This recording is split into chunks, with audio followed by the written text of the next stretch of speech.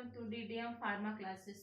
जिससे कि पिछले हमने आपको डिस्कस किया था कि how to make the preparation of the doses form.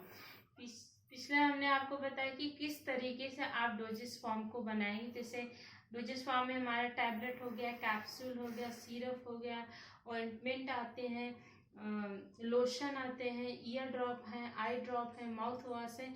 इस जितने भी तरीके से मेडिकेटेड चीज़ें रिलेटेड होते हैं मेडिसिन से, उनकी प्रिपरेशन कैसे होते हैं यूजुअली हमने बता दिया। मटेरियल का यूज़ करेंगे, ग्लाइडेन डाल देंगे, उसको चिपकने वाला मटेरियल डाल देंगे ताकि प्रॉपर उसका शेप साइज है जो उसकी टेस्टिंग कर दिए, उसकी कोटिंग कर दिए, इसके बाद उसको मार्केट में लॉन्च कर दिए। लेकिन इसका जो इनिशियल पॉइंट है, इनिशियल क्या है कि कोई भी चीज़ अगर आप प्रिपेयर कर रहे हैं, कोई भी मेडिसिन का अगर आप प्रिपरेशन कर रहे हैं, तो उसके लिए आपको सबसे पहले ये है कि मटेरियल आपको जो होगा वो एकदम फाइन फॉर्म में मिलना चाहिए। मतलब जैसे आप टैबलेट का प्रिपरेशन कर रहे हैं तो आप फार्मा इंडस्ट्री में जैसे ही एंट्री करेंगे, आप फर्स्ट सेक्शन में जैसे आप जाएंगे, उस सेक्शन में आपको पता चलेगा कि जो मटेरियल है वो बल्क फॉर्म से उसको किस में कन्वर्ट किया जा रहा है, एकदम फाइन पाउडर फॉर्म में कन्वर्ट किया जा रहा है, ताकि उसको ग्लाइडेंट अनदर इंग्रेडिएंट के साथ मिक्सअप करके उसकी टेस्टिंग करके उसको मेडिसिन को प्रिपेयर किया जा सके ह्यूमंस के लिए। तो वो जो मटेरियल को फाइन किया जाता है, उस मटेरियल को फाइन आप हैंड से भी कर सकते हैं।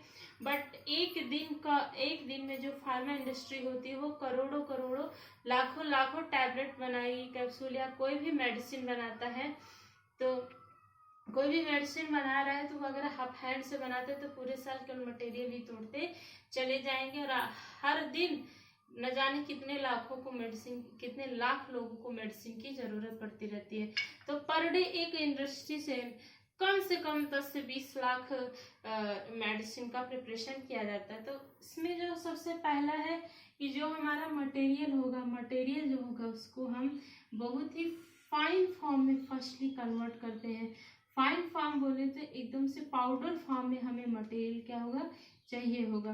तो ये जो मटेरियल होता है ये हमें बहुत ही टफ सॉलिड फॉर्म में मिलता है और इस मटेरियल की सप्लाई हमारी इंडिया में होती नहीं। इस material Indian government south Korea, Sri Lanka, America और से बहुत से ऐसे देश हैं जो इस मटेरियल की सप्लाई करते हैं और ये बहुत क्रूड फॉर्म में, बहुत ही हार्ड फॉर्म में, बल्क के फॉर्म में, जिसे पहाड़ और पत्थर होते हैं उस फॉर्म में मिलते हैं। तो इस मटेरियल को पहले एकदम फाइन पाउडर के फॉर्म में कन्वर्ट किया जाता है।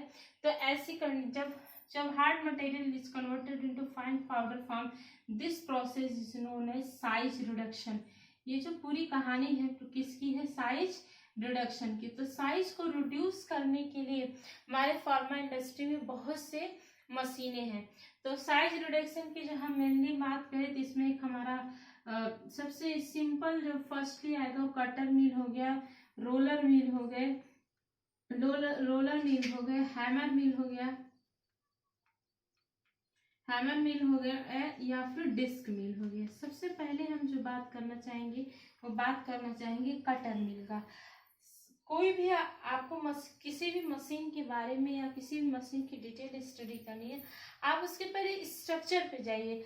स्ट्रक्चर इसका क्या कहलाता है? कंस्ट्रक्शन कहलाता है। पहली बात तो आपको ये जानना चाहिए कि कटर मिल किस टाइप, हर मशीन हर टाइप के मटेरियल के लिए यूज्ड नहीं होती। हर मशीन की अपनी क्वालिटी है कि वो इसी ही टाइप के मटेरियल की कट आउट कर सकती है, इसी ही टाइप के मटेरियल के लिए यूज कर सकते हैं।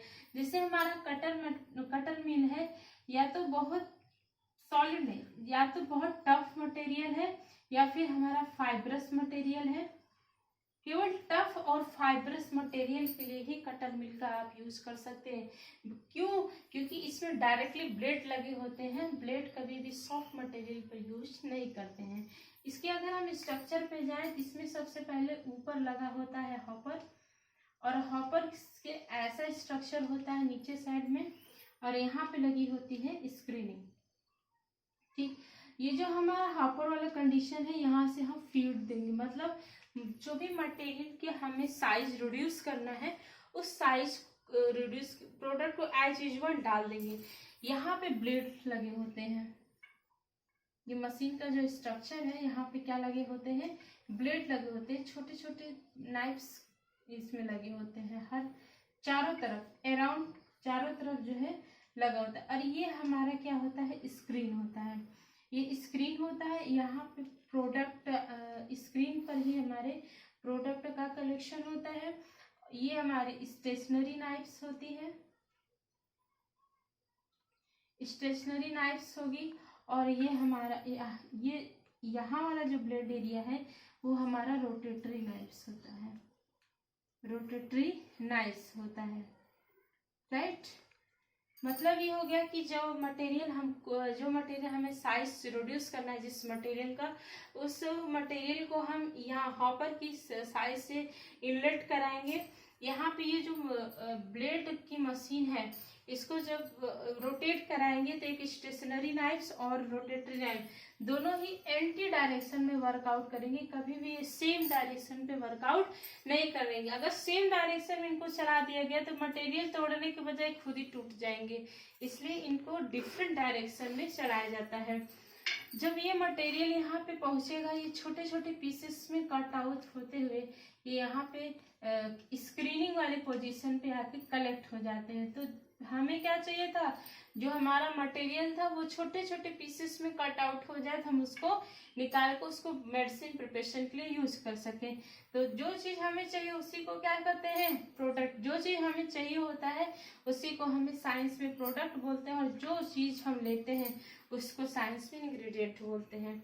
तो ये जो हमारा प्रोडक्ट होगा उसको हम स्क्रीनिंग में कलेक्ट कर लेंगे, इसलिए प्रोडक्ट कलेक्शन सिस्टम अगर आपसे कोई पूछे कटर मिल में, तो वो क्या होता है, स्क्रीन होता है।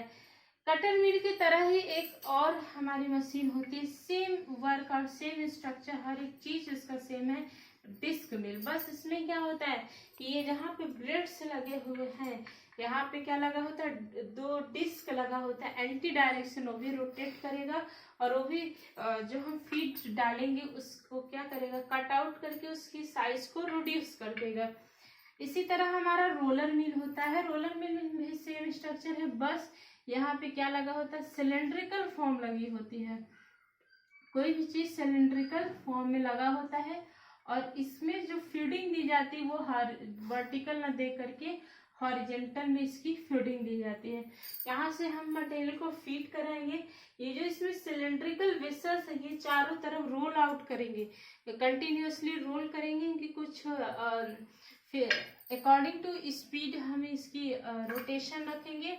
और ये यहाँ जैसे जैसे ये रोटेट करता चला जाता है, जो मटेरियल होते हैं वो छोटे छोटे पीसेस में कट आउट होते चले जाएंगे, और इसको भी हम यहाँ स्क्रीनिंग वाले पोजीशन में क्या कर लेंगे, कलेक्ट आउट कर लेंगे। तो ये हमारा रोलर मिल। इसी तरह हैमर मिल, हैमर की तरह उसका ऐसे स्ट्रक्चर होता है, वो हैमर मिल जब आप चलाएंगे इलेक्ट्रिक पावर देके तो वो भी हमारे मटेरियल को क्या करेगा, काटा। इसी तरह से डिफरेंट टाइप, अभी बहुत सी इसमें मशीनें हैं जिसका हम डिस्कस आपको नेक्स्ट वीडियो लेक्चर में करेंगे। Thank you.